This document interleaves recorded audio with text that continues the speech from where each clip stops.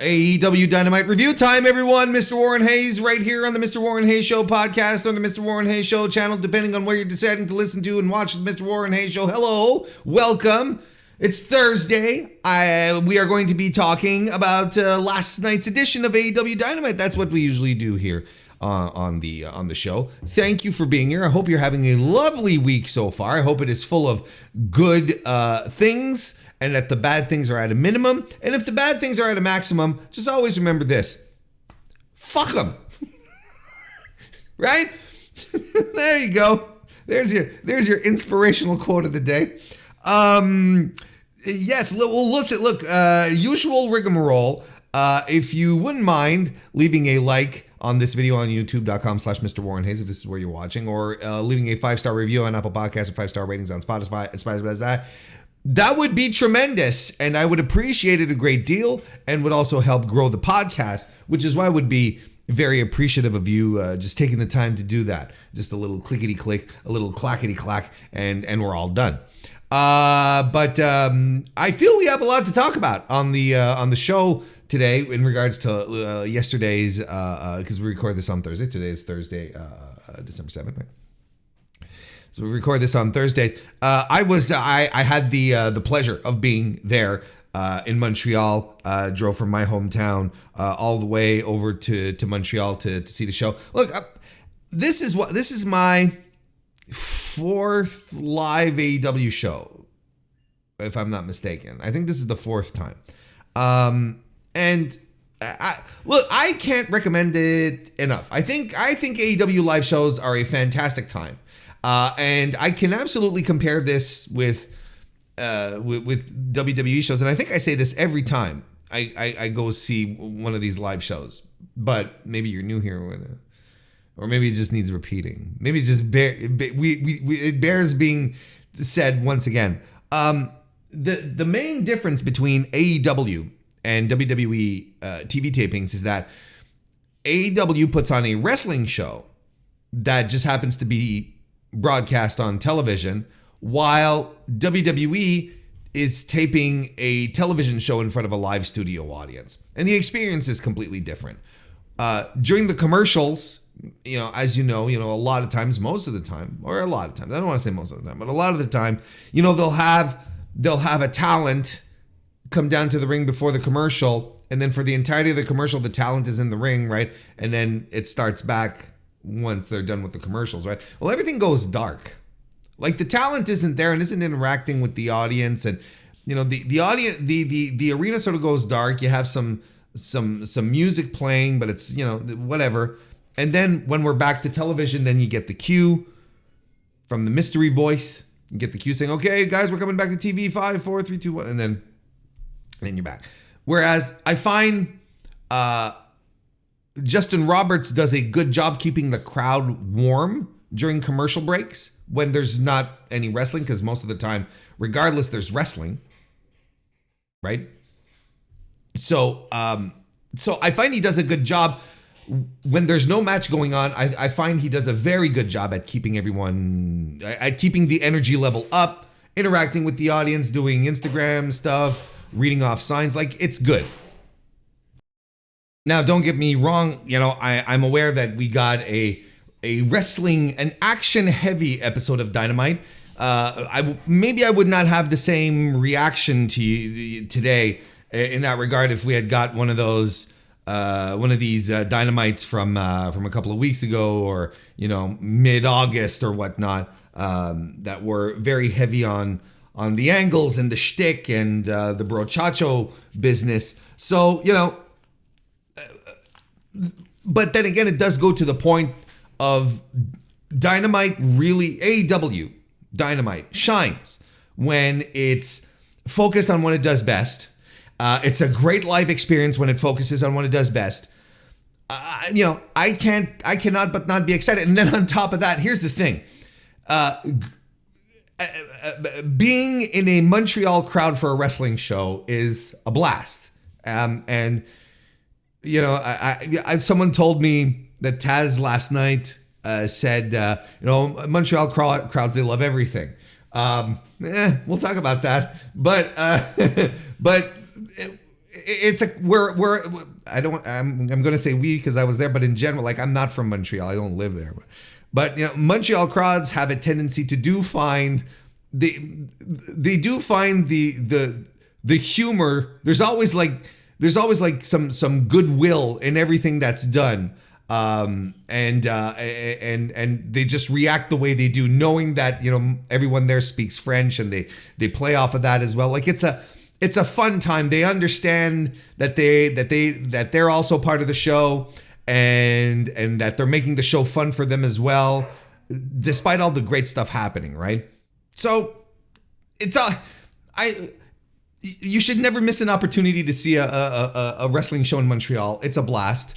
And on top of that, they announced, they being AEW, announced that they're coming. You know, they announced a bunch of Canadian dates, and they're coming to my hometown, Quebec City, in March. So, I mean, that's tremendous. I'm really happy because now, you know, I don't have to drive like 2.5 hours, you know, one way, or, you know, 5 hours total back and forth to go see the wrestling show. Not that I mind, but you know what I mean. Like it's gonna be, you know, it's going to be local. It's going to be in my hometown. So I can take public transportation if I want to.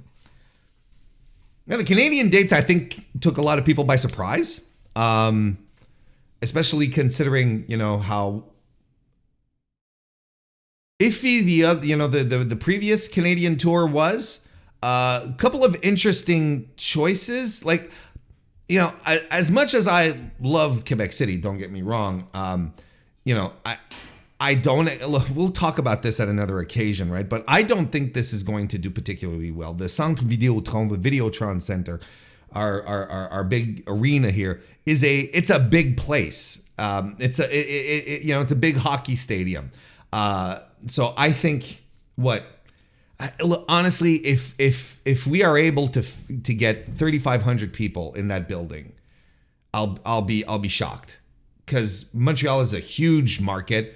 Quebec isn't that big, isn't as big, I should say, Quebec City. Look, if they can make 3,500 for a Dynamite in there, thank God they're not bringing a Collision. But if we, you know, maybe some people from Montreal will come. But it's weird like that, because when stuff happens in Montreal, people from Quebec are more inclined to go versus the opposite. It doesn't happen very often that people from Montreal will come to Quebec City for a thing. Most of the time, because they're like, oh, I'll just wait till it goes through here, you know. And it's not that Quebec City is not a good wrestling town. There's a very healthy indie scene here, you know, it's brand recognition, which I don't think is as prevalent here as far as AEW goes. I don't think it's as prevalent, but I might be proven wrong. But yeah, I'm going very, very conservatively. If we can, unless there's a complete turnaround on the product, but that makes it suddenly super hot, I don't think we're going to fill here in Quebec City more than 3,500. If we get to 3,500, I'll be pleasantly surprised, because that means they'll come back. You know, WWE is WWE, and it's you know, everyone knows it. It's the go-to. It's you know, what everyone here watched when they were a kid, and it's very ingrained. And anyway, but you know, Quebec City is an interesting choice. I think London, Ontario is an interesting choice as well. I think we're comparable size markets. I just think it's strange, you know, because that's not going to drain anyone from Toronto to go. But look, debut in Vancouver on the West Coast, I think that's good. We're in a completely different environment there. But yeah, we'll see. I'd love my hometown to show up and bring tons of people to the arena, because I'd love more big time wrestling shows here. So look, we'll see how all of this develops. Getting a little off base here. But we'll talk about the Canadian dates as we move forward on the Mr. Warren Hayes show, and so on and so forth, as we start getting closer. But yeah, I'll be there in March. I'll absolutely be there in March. There's no question about it. Let's see now. Well, we should talk about the show itself, right? What are we doing? 10 minutes in. Great. And I said, I feel we have a lot to talk about. Well, here we go.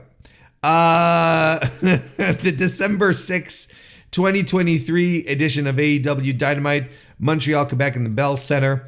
5,043 tickets distributed according to WrestleTix. That's pretty good for AEW standards. Clearly Montreal showed up for Dynamite. Not exactly the case for Collision, but we're not getting into the Collision numbers today. I think I'm going to save that for the Collision review on Sunday. But clearly we've got some more stuff here. The Dynamite brand it's much more significant still. But again, I don't want to get into it, but right now, focused here, 5,043 people. That's about a third of the Bell Center, and I honestly thought there was a little more people. I thought we were closer to 6,000 than 5,000. It goes to show how much my crowd eval skills are at. But the hard cam facing side was quite full, right down to the lower bowl, and and there were I'd say about 25 suites that were active as well. Upper part was completely off, but there's also an entire area where they tarp off for TV. A hard cam side is desolate, but nonetheless, considering the spot that AEW is in, I think this is good, and I think it's even better for a first time in Montreal as well. The crowd was hot for it. The crowd were excited about it, and Tony Khan, he comes in, he does his little rah-rah speeches at certain moments throughout the evening, before the show, before turning to Rampage and all that shit. And he and at some point, he came and he said, thank you, Montreal. He probably says that to all the girls. You guys were great. Yeah, like I said, probably says that to all the girls, right? And then he said, but this is the first time of many more to come, which got a big reaction from the Montreal faithful, who immediately broke into a pay-per-view chant, to which Tony seemed to have been a little taken aback. He was like, oh, okay. And he nodded. He said, all right, duly noted. So a pay-per-view will do great in Montreal. And here's my advice to Tony Khan in regards to Montreal. Montreal is a tremendous pro wrestling city, has the history, likes to feel like it has its place, that it has not been forgotten, and that honestly, if AEW shows goodwill to Montreal will return that in spades. And you just have to remember the overall reaction from people leaving the building at Elimination Chamber earlier this year when Sami Zayn lost. When the place was electric, and when it absolutely, someone should have called the audible and say, you know what, we're belting up Sami tonight. And then have him lose it the next day. Who cares, But absolutely, this is something that they should have done for goodwill, good faith, right? And WWE has not been particularly kind to Montreal over the past few years, so they have a lot of goodwill to buy back. If Tony wants to bring a pay-per-view, I'm pretty sure that thing is, I don't want to say a sellout, but it generates a fantastic gate. Great attendance, tons of people, excited atmosphere. Montreal crowds are great. They are great. Montreal is ready to give a lot to a wrestling promotion that believes in it. Trust me. I should know. As we've been doing over the past couple of weeks, we're going to start by talking about the Continental Classic. The Continental Classic matches from the Gold League that took place last night. So we'll get our ongoing coverage of the C2 moving forward. The show started off with Jon Moxley defeating Roosh via referee stoppage. It was kind of sloppy, but sloppy in a good way. Sloppy in a way where you feel the curtain being peeled back a little bit and you're like, I don't think these guys necessarily like each other. I think these are a couple of alpha males here. Where you have Jon Moxley, who's at the little bit at the top of the hill, and you've got, Roosh, a guy who, when he walks into a room, his ego walks in first. I was going to use another term, but we're going to try and keep it civil today. He's one of those. And I got the impression, because they were laying it in hard, and people were going a little bonkers for this, a little crazy. And it was a stiff, hard-fought match where you felt some little disconnects, but it just felt normal. Like this was a fight, and it wasn't billed as anything else.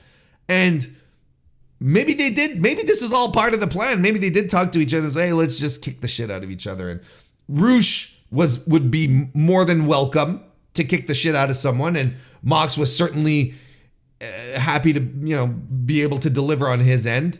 But, that's a couple of moments in this match where I'm like, oh, Roosh is rooshing. And,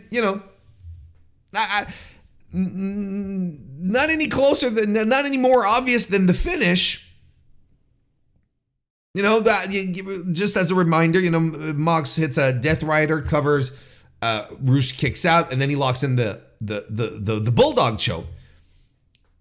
And he passes out. At least that's what we saw from the angle. The ref, from my angle, and the ref called the match. And it all looked like he passed out. So music hits. And immediately as the bell rings and John releases the hold, Roosh is back up on his fucking feet.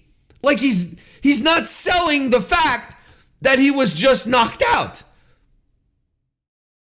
He's right back up, and I texted a few people and I was like, hey guys, did I just see Roosh no sell the Bulldog choke? And everyone sort of responded the same way, where they said, well, he passed out, but then the match ended and he got right back up. So he kind of did. Like he didn't sell that he was knocked out. To a degree, I even think he's trying to sell the idea that the referee called the match when the referee shouldn't have, right? Because he was arguing with the ref after. And I'm looking at all of this, and I'm like, there you go. This is Roosh. This is the Roosh I know, the Roosh that I've been telling a lot of you about. When he got signed and people were really excited, who the fuck needs Andrade? And I'm like, look, pump the brakes, folks, because Roosh at some point is going to become Roosh. And he's been a great team player so far because I think he wanted to impress the boss, and he wanted to land the contract. Now he's got the money. Now he's got the contract. But this is a guy who doesn't bump if he needs to, unless he absolutely needs to. It's a guy who loves to no-sell. And I'm seeing Jon Moxley lock in the Bulldog choke. The guy passes out. The match ends. Moxley is back up on his feet, and instantly Roosh is as well. I'm just saying.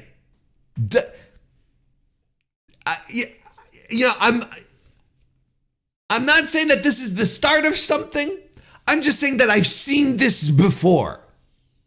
And I am not surprised, and you should not be surprised either. And I've told you all from the start, from the minute he started working with AEW, and people got really excited about it, said, be wary of Roosh, because everyone thinks it's funny when he starts fucking around with AAA because it's very a la mode right now. It's very trendy, is what I'm trying to say. To shit on AAA right now, on AAA. It's very, very easy, and it's kind of the trendy thing to do right now.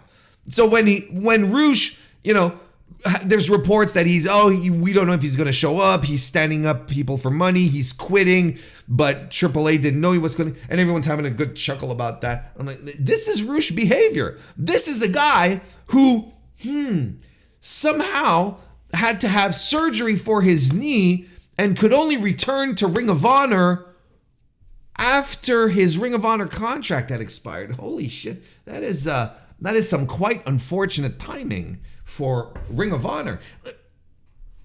So when I see this, I'm like, oh boy, there he goes again. Here we go. And don't get me wrong, I'm all for the chaos. I love the entertainment aspect of all of this. I think this is great shit. But anyone who gets attached to Roosh, I think, and props him up, I think they are eventually going to be disappointed, because once he starts pulling this Roosh bullshit with the promotion of your predilection, then maybe you're going to not find this as funny. Maybe you're going to be like, oh, what an asshole. Or maybe this is just a one-time thing. I doubt it. But listen, as for the match itself, I'm a simple guy. I think it was amazing. I thought it was a great match. Up in the 4.25. Let's go. 4.25 stars. I thought it was great. Then we had Swerve Strickland defeating Mark Briscoe, and I thought this was tremendous as well. And we're sitting there in the audience, we're going great. And listen, Swerve is over. In Montreal, I'll tell you what, they love themselves some Swerve Strickland, whose house, Swerve's house, all that stuff. Just amazing stuff. And another great match by Swerve here, and he's really making this tournament his.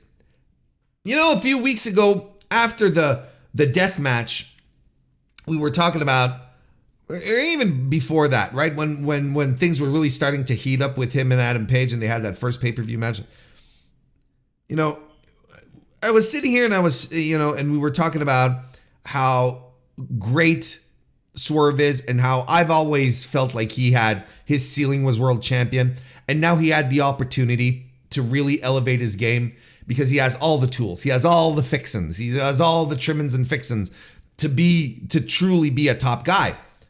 And I was sitting here and I was telling you all, now at this point, it's up to him. If Tony Khan gives him the ball, then it's up to him to put those tools that he has to the test, to bring it up to their full potential so that he can tear the house down. And he's doing it. He's in this. He did it at the death match. And he's doing it during the tournament. He's having systematically the best matches of the tournament every time he goes out, or he's involved in them, or he's part of the conversation. Consistent, great. He's getting over more and more. And, I agree with what a lot of people are saying in regards to his evil villain character versus maybe doing something that's a little closer to home. Swerve is cool, and I think that's all he needs to do. He's a cool guy. He looks cool. He acts cool. He's got the swagger. He's got that intangible thing that you just can't teach. Just let him be cool. Doesn't have to be, fucking, Dr. Doom levels of villainy, or he just has to be fucking awesome. That's all he really needs to do. And he is tremendous here, and he was tremendous, and Mark Briscoe was as well. Let's be honest. Like, Swerve at the same time is having some tremendous dance partners. It always takes two to tango. But Mark did fantastic work here as well. The near falls at the end were so exciting. Everyone was into it. Swerve wins with the stomp. Just another, I'm going to edge into 4.5 stars for this match. I thought this was one of the best of the tournament. Outside of Brody King's stuff, this was tremendous. This also just happens to be, for Mark Briscoe, mark him as the first wrestler to be eliminated mathematically, ergo officially, from the Continental Classic. And then the third match we had was Jay White defeating Jay Lethal. How did it come across on TV? Because, cage matches, I'm very high on this one. Again, I'm a big Jay White guy. So maybe that already skews to the higher side of joy for me, maybe. But I feel like this played a lot better live than it did on TV, because cage matches, they didn't bury it, but it's under 7 out of 10, right? I don't have the, yes, I do. It's over here. 6.48. And I kind of feel that's low. And a lot of people, in my circles and whatnot, are like, but seeing it live, I thought this was tremendous. And I thought Jay Lethal came into this acting like he should. He's at the donut. We're at the critical moment of the tournament. So he fought like he had to score some points. And I thought he had a tremendous delivery here. And so did Jay White. Jay White, a fantastic guy to play to the crowd. He's just amazing. He's one of these guys, I think he works so well live that sometimes, when things happen on TV, you're in your couch and whatnot, but the way this connection he has and the way he plays to the crowd, he's absolutely fantastic.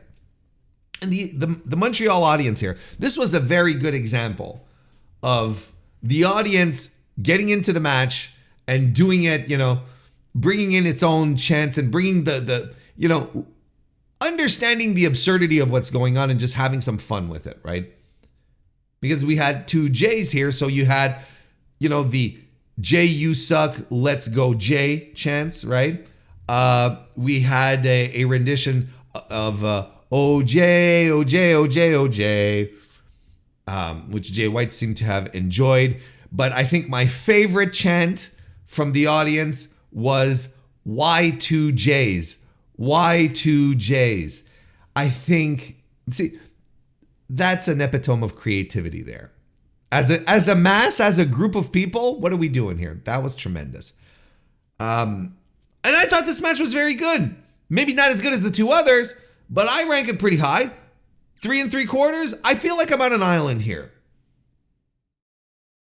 But I thought this was a very good, very, very good match. And Lethal also mathematically eliminated from the tournament. So, Gold League, a stellar night.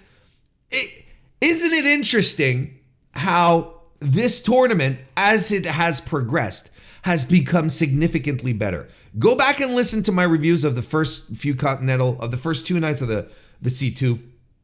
And I'm going to be sitting here telling you, look, they need to pick this up. This tournament is only going to be meaningful unless we get really great matches. That's why we get excited about the G1 Climax. It's because of the history of excellent matches. It's its legacy, and it's the expectation that has been created for the G1. That's why fans get excited about it. That's why New Japan fans drop everything and they hyper focus on the G1. If Toni wants that with the C2, this is what we have to do. Matches like this, like we got last Collision for the Blue League. Tonight again with the Gold League. It's interesting, but the matches have been getting significantly better as we've been going along. So, as far as the standings go here, Mox, Swerve, no surprise to anyone listening to the Mr. Warren Hayes show and the Dynamite reviews here, tied 9 points, 3 wins apiece. So they both everyone has 2 matches left in Gold League, by the way. And they're pulling the trigger on that one next week, which I'm a little surprised. I feel you could have saved that one for the last night of regular league action, but anyway. So they both have 9 points. They're both at the top of the scoreboard. So it's going to be a critical one then. It's going to be an important one because, again, if you're not, I'm realizing that there's a lot of people who aren't familiar with round robin round robin format. So again, if we're doing this, because not all the rules have been put out there, like the elimination rules, like the tiebreaker rules. So we're assuming that we're using G1 rules here. So if we're doing G1 rules here, tiebreakers, when it comes to points, come down to who has the victory over the other person. So if Jon Moxley and Swerve Strickland both finish the tournament with the same amount of points, that means they would both, one of these guys has to lose their next match. So that might settle it if, let's say, Jon Moxley wins next week and then wins his final match. Well, then he has a perfect score. He won the tournament. He's at the top of he won the block, the league. and Swerve might come in second if he wins.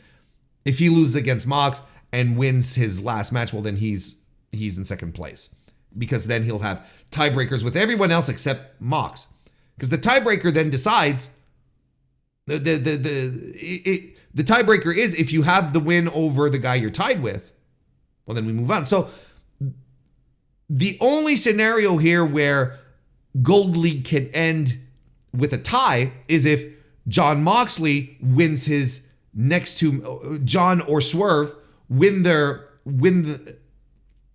excuse me, let me say that again.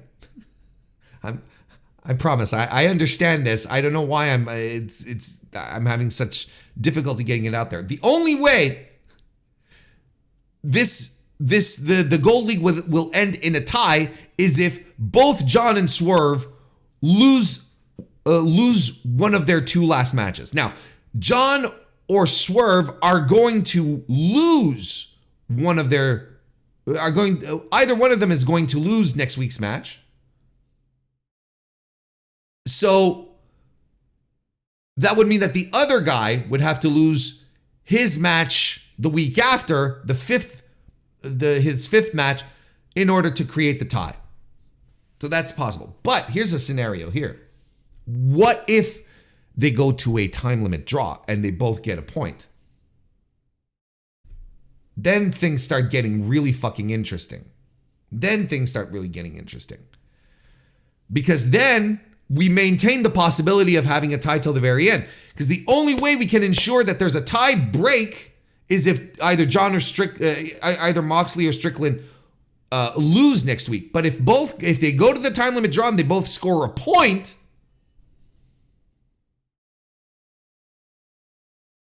then they can go to their final match after that on their fifth match and still both win, and they'll both end with the same amount of points. And then what do we do for the tiebreaker? That's a very good question right there. But I don't think we're going to need tiebreakers all that much in this circumstance, because from what we understand, there's going to be playoffs. So the top two of both leagues are going to go to the playoffs. So it doesn't matter if they're tied or not.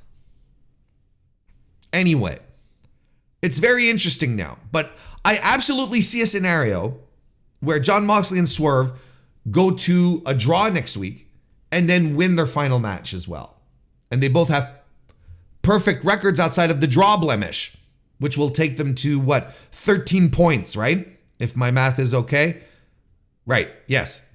Because it's 1 point for the draw, that'll bring them up to 10, and then another 3 points for their win.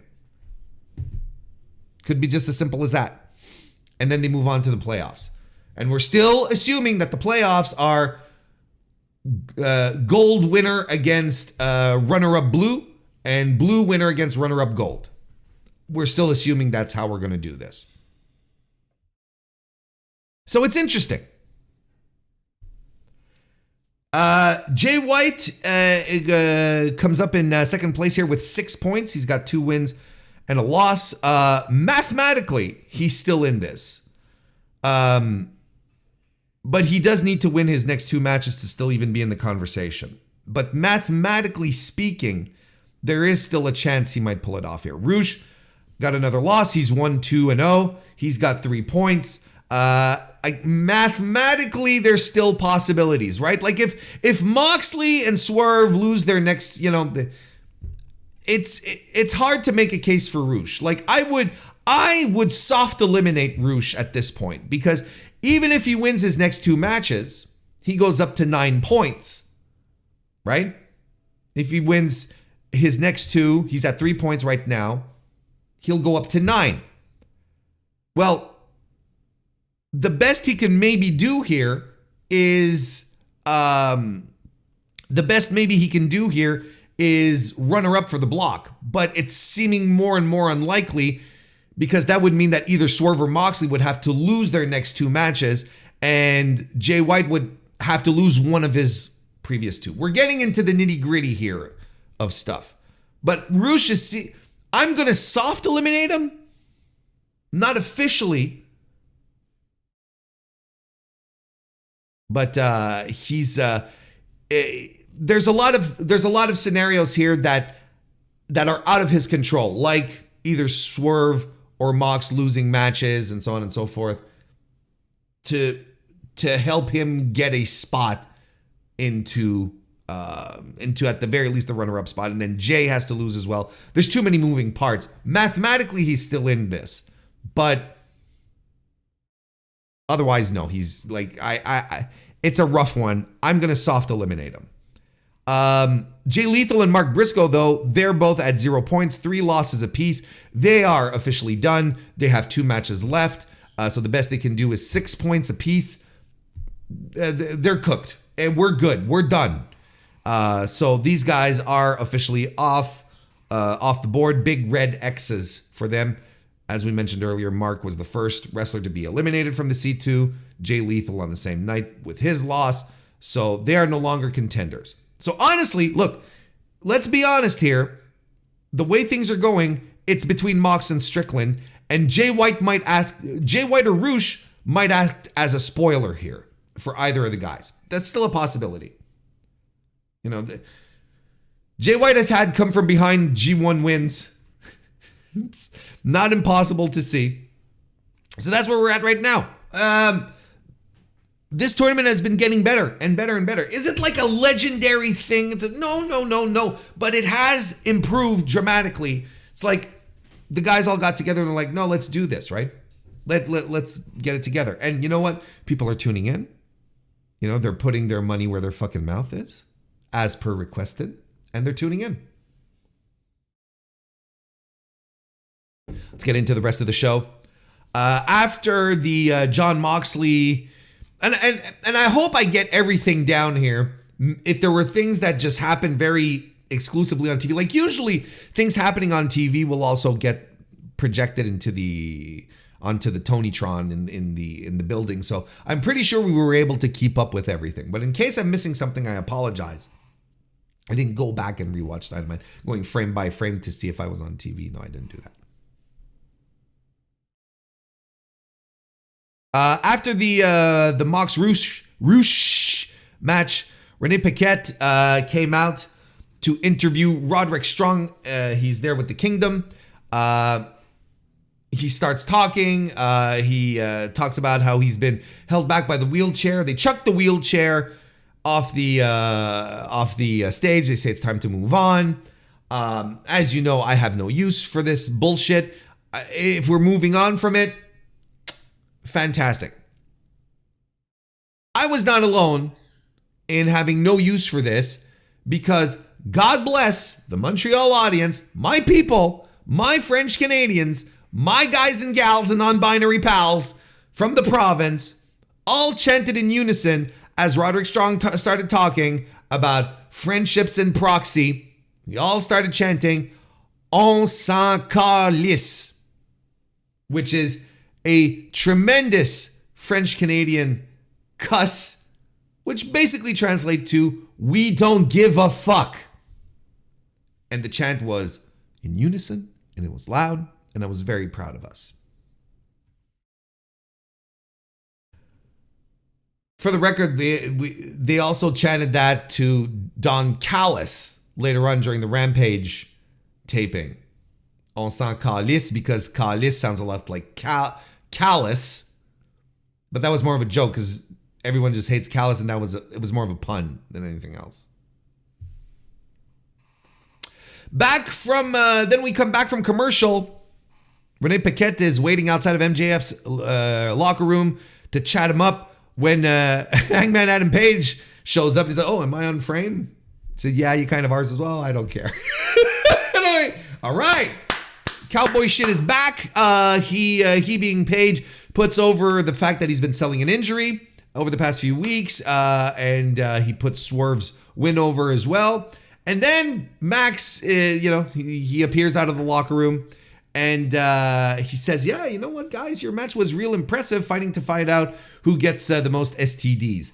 To this, Hangman was like, "Listen, I don't have time to sit here and listen to you talk at me for 30 minutes, so I'm going to go." Hangman Adam Page watches the product. That's all you need to know from that line. That's all you need to gather. So he walks off frame. Max says, "Well, the reason why I have to talk for 30 minutes is to wake people up after people like you put them to sleep." So Paige comes out and says, "Hey, you got something to tell me?" And then they start the good old fashioned pro wrestling dick swinging contest, and in the best possible way. And they go, Paige, MJF saying, "Hey, the last time." Didn't the last time we met is when I verbally bent you over in front of Bret Hart at Double or Nothing? And Paige says, "Yeah, no, didn't I win that match? Yeah, okay, fine, good memory." Then, Max comes back to him saying, puts over the fact that he beat him for the Dynamite Diamond Ring. Paige said, "Oh yeah, that made me so sad that I had to find comfort in becoming AEW champion." Max retorts, "Oh yeah, your 6-month title, tremendous stuff. Your 6-month title reign, tremendous stuff. Whereas mine is, over a year. It's legendary. It's the longest of all time." And Adam Page says, "Hey, listen, I'm sure you're going to enjoy saying this in your 70s to your 9th cat as you sit all alone and, whatnot, praying into the insecurities." Page knows this guy. He knows what he's up to. And then, as good as all this got, then we sort of flipped this into the devil territory, but it was all right. It was good. Max, outright accuses Hangman of being the devil. The Hangman's like, "What the fuck, man? What are you talking about? It's probably just you under the mask, pulling some manipulative bullshit because that's how I've always known you." And then that gets Max heated, and he wants a fight. Samoa Joe pops into a big reaction from the Montreal audience. We'll talk about that in a second. And Joe basically tells Max to cool down. We've got other fish to fry. Continuing this story where Joe is protecting Max so he can be as fresh as possible for the World's End. For the World's End thing, pay-per-view. So, honestly, I thought this was very good, and I thought this is the Max we like, where he's just being, an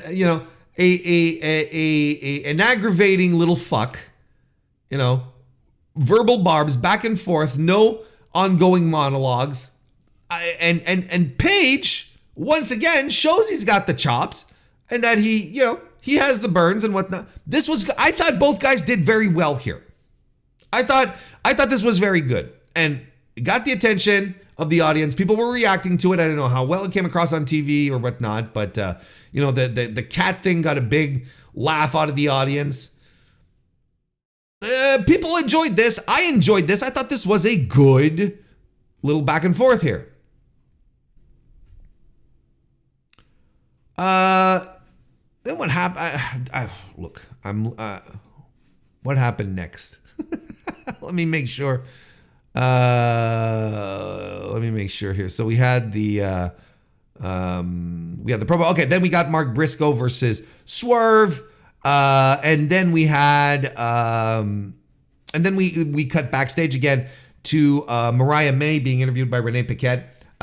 This segment was the complete opposite of the Page MJF stuff, where not a lot of people were paying attention. I really didn't pay attention. I don't know why I'm invested in Mariah May. Why should I be invested in Mariah May? She pops into Tony Khan's office privately to get a match, and now we're dragging on this idea of her first match, trying to make it.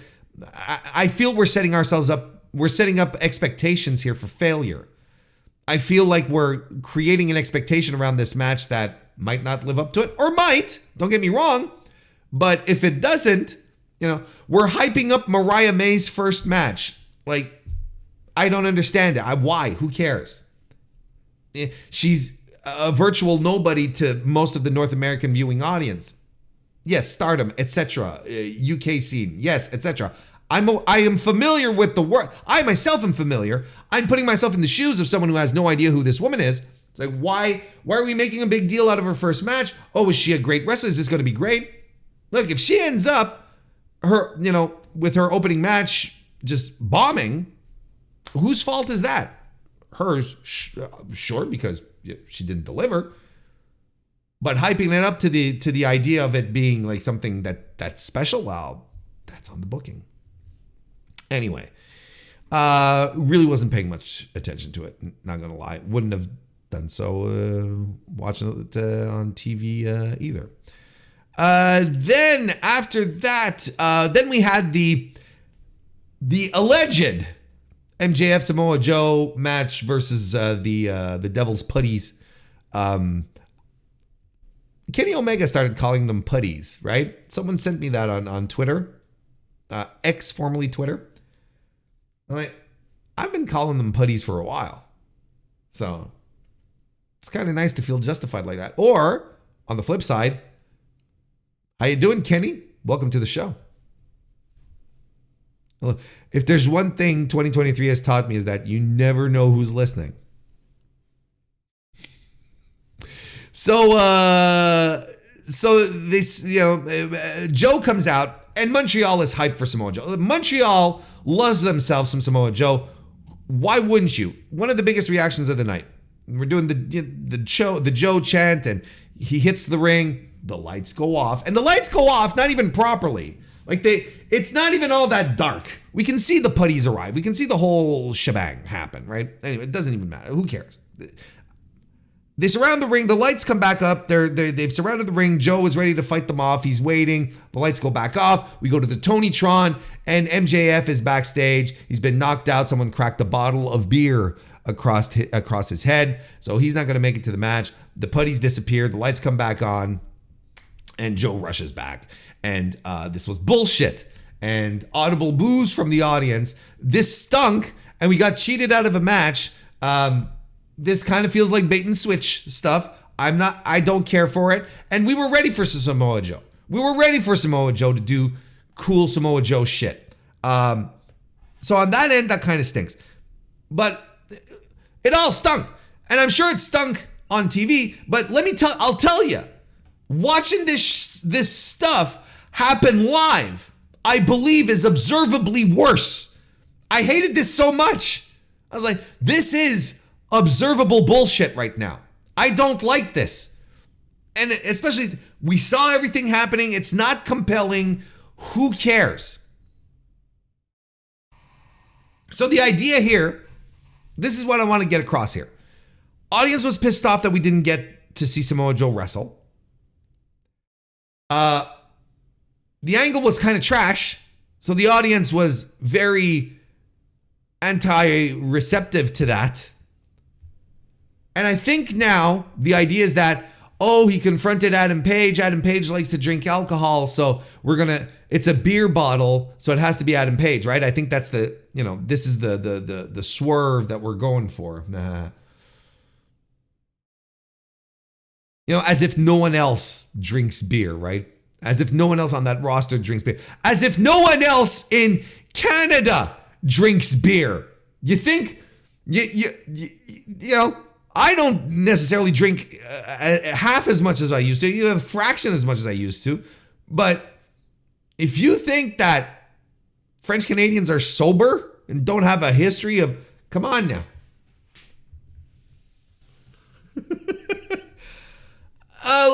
Look, it was garbage live. I don't know how it came across on TV, but live, it was the pits, and it created a moment of disappointment. It was the first moment of the evening where I really felt the oxygen was taken out of the room. You could feel the audience just go,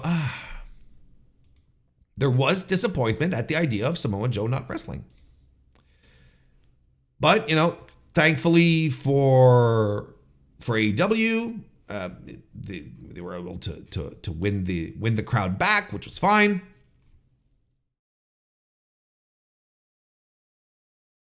So yeah, everything, and we even got a moments ago, folks. We're not quite done with the WWE tropes just yet. We got a moments ago coming off a commercial, so.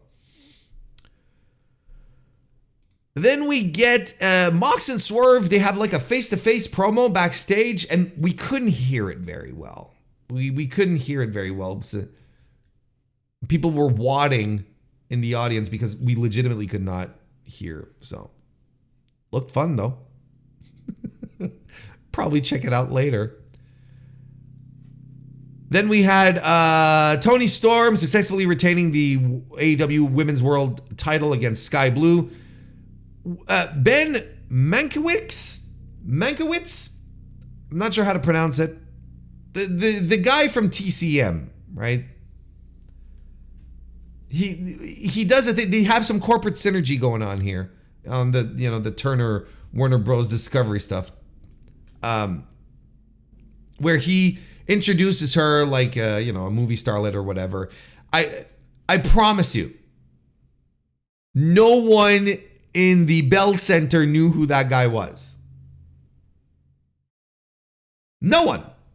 We don't get TCM here. I have no idea who this guy is. I know who he is because I'm a man of the world. But other than that, everyone's like, who is this guy? What is he doing? If anything, he's a guy in a suit. Introduced, like, he's a movie critic. You sort of like, he's a movie critic. And then we get the match. Look, I thought this started off really soft, but it did pick up towards the end. And the crowd at first was really not into it. They were popping at Tony's goofy spots, the thing with, on Luther's shoulders and all that stuff. But to their credit, to the credit of Skye Blue, to the credit of Toni Storm, they did manage to win the crowd back, and they got into it. And I thought this was particularly I thought it was particularly good for them to have done it because the air was still sucked out of the room because of the Samoa Joe stuff. So they did manage to win the audience towards the end. Skye Blue lands a cold blue. Toni hits a superplex, a hip attack. Some back and forth. Sunset flip gets the win for Storm. When Toni wrestles, see, here's the thing is that the more the match went on, especially towards the end, then we got into wrestling. And that's when people started getting into it. Imagine that. Imagine that's what gets your crowds invested into the matches. So Toni got the win. I'm crossing my fingers that we can lay off the Skye Blue push for a while, but I think that's wishful thinking on my part. Of course, we had Rio show up. She's back to save the women's division, Triple H's arch enemy. Nice surprise. No one expected her. Big reaction. Everyone loves Rio. What are we doing here? If the bullshit can be kept to a minimum, a Toni Storm Rio match is fine by me. That works well.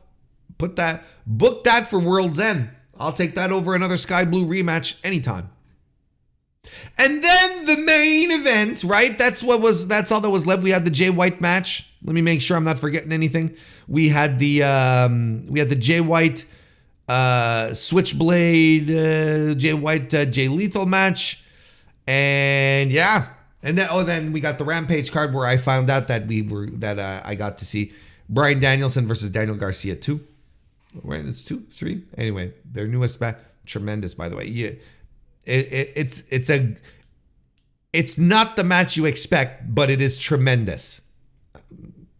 It really is tremendous. So I think you need to watch Rampage for that. And no surprise, also, Orange Cassidy versus Angelico was pretty good. No surprise there. But we're going to talk about the main event. TNT title match. Christian Cage successfully retained it by defeating Adam Copeland. Adam Copeland, super over in the building. I mean, that music hits. Everyone are up on their feet. Everyone's excited. The fans love Edge. They just love him. They love themselves some rated R superstar. Can't take that away from him. But listen, I like this match. I like this match a lot. To the point where, but at some point I'm like, wait, they're holding back here. Like, if I'm going to grade it, I'm going to give it maybe like a 3.5, 3.3, 3.25, 3.5 stars. But I feel they were holding back on something. And it made sense after. You're like, okay, now I get why I had that feeling, because they probably have the better one in the chamber ready to go for a World's End. Listen, this was the most fun I had watching an Adam Copeland / Edge match in a while. I think this is, without question, his best AEW effort, because I felt like he broke out of his tropes. And this is something that a lot of us kind of expected, having Christian there, who is a tremendous wrestling mind. A guy who understands stuff, and he understands match structures, and he understands the AEW audience as well, because he's been doing this for longer than Copeland has. So I think there's a lot of Christian fingerprints. That sounds that sounds very religious, but no, you know what I mean. I feel like there's a lot of Christian in this match here, and but Edge worked, and it all worked. A very good, well put together, well thought out story they were telling, and Edge cracking out the Impaler and the Liger Bomb as well. I'm like, okay, we're just refreshing things. It doesn't feel stale. I don't feel like I'm going through an a WWE Edge match here. Now I'm watching something else and I'm into it. This, of course, leads to the angle where Bryce Remsburg, the referee, gets bumped into accidentally by Copeland.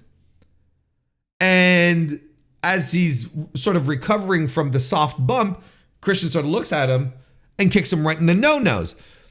To a huge reaction from the crowd. I burst out laughing. Just a great reaction. So Remsburg is down. And soon thereafter, Nick Wayne's mom comes. Shayna, right? It's Shayna Wayne, right? Shayna Wayne. Shooby-Doo Wayne. Shayna Wayne. Schnee Wayne. Schwain. Let's call it Schwain. And she comes down anyway, and she gets into the ring, grabs the TNT title, and plants Adam Copeland with it, to Christian's surprise, where he's like, wow, okay. We get the kill switch. He stomps on Edge's neck, because he said he was going to break his neck. And the kill switch for the win. From what I've seen, this angle is very divisive. And I'm like, no, this is another great layer, another great link. Here's the thing. Schwain,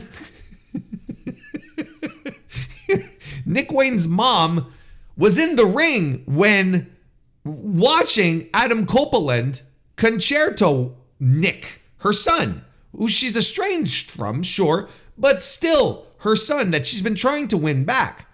So who does she hate more here? Obviously Edge, because Christian never did that to Nick, and even calls him a prodigy, hugs him, tells him you're my boy, so on and so forth. He's a very positive influence on young Nick Wayne.